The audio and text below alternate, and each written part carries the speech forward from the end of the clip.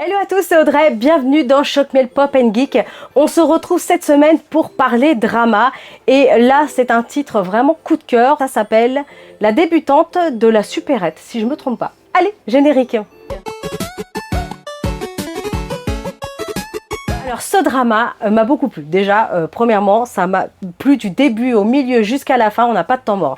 Pour planter l'histoire, on va avoir un petit flashback, ça commence quelques années auparavant avec la rencontre d'un gars qui se fait tout simplement lourder par sa copine et d'une fille qui était là en train de fumer sur des marches d'escalier et avec 3 copines. Voilà, donc ça commence comme ça, ils se croisent, ils ont une sorte de coup de foudre et du coup elle l'embrasse en plein milieu de la rue et ils ne se revoient plus jamais, en tout cas presque. 3 ans s'est écoulé, elle n'est plus une jeune lycéenne et lui est avec quelqu'un. Voilà, il a une copine et quand elle découvre par hasard qu'il travaille dans une petite supérette à côté de chez elle, elle décide de se faire embaucher pour pouvoir tout simplement être plus près de lui. Ce drama est trop mignon, il se regarde vraiment facilement. Vous savez, des fois, on a besoin de se poser un peu, voilà, d'avoir quelque chose de tranquillou. C'est comme les lectures, il y a des fois, on a envie de lire des choses très douces, très posées, et puis des fois, on aime bien se plonger dans des trucs un petit peu plus horrifiques ou un petit peu plus glauques, plus flippantes. Voilà, ça dépend un petit peu des humeurs et du moment. Donc là, c'est vraiment chill, ça se regarde bien, mais sans être gnangnan, parce que j'en ai déjà vu des très gnangnans. Je pense notamment à Home Tom Cha Cha Cha, où j'ai accéléré la fin, parce que ça me gonflait de pas voir la fin. Déjà, j'aime bien aller jusqu'au bout, mais c'est devenu vraiment supportable. Il y a des longueurs, ça pleurait, ça gna, on ne sait pas s'ils étaient ensemble ou pas. Oh, qu'est-ce que c'est casse-pied. Bref, donc du coup, là, non, c'est bien. Elle, ce qui va se passer, c'est qu'elle se fait embaucher, donc toute l'histoire pratiquement se déroule dans la supérette et on a des personnages secondaires qui sont sympas, notamment on va suivre la famille du gars.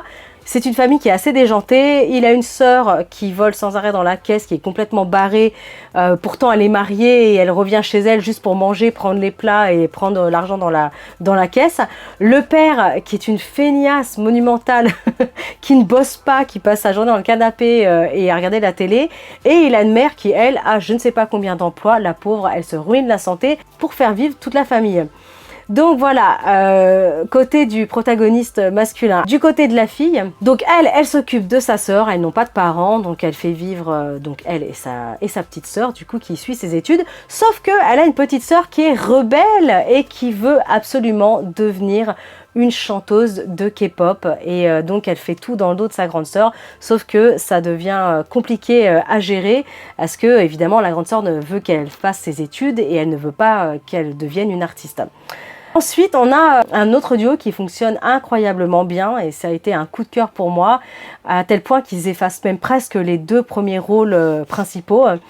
C'est la meilleure amie de la fille et le meilleur ami du garçon. Voilà, ils ne se supportent pas, ils se détestent, mais c'est à mourir de rire. À chaque fois qu'ils se voient, ils se bastonnent.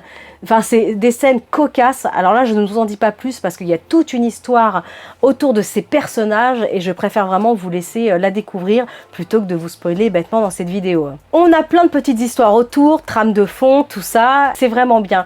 Je vous en dirai pas plus parce que vraiment, je vous conseille ce titre. On a une très jolie histoire, c'est très fluide. J'ai pas trouvé qu'il y avait de longueur. C'est bien rythmé, tout simplement tout ce qu'on aime. Et au niveau des personnages, ça va, ce n'est pas trop gnangnan. La fille a pas mal de caractère, moi j'aime beaucoup, elle est quand même un peu rentre dedans. Par contre le garçon des fois se laisse un petit peu trop faire, un petit peu trop marcher dessus et c'est vrai que c'est un peu pénible. Des dîners organisés, il faut faire ses excuses, faut que tu la revoies, blablabla.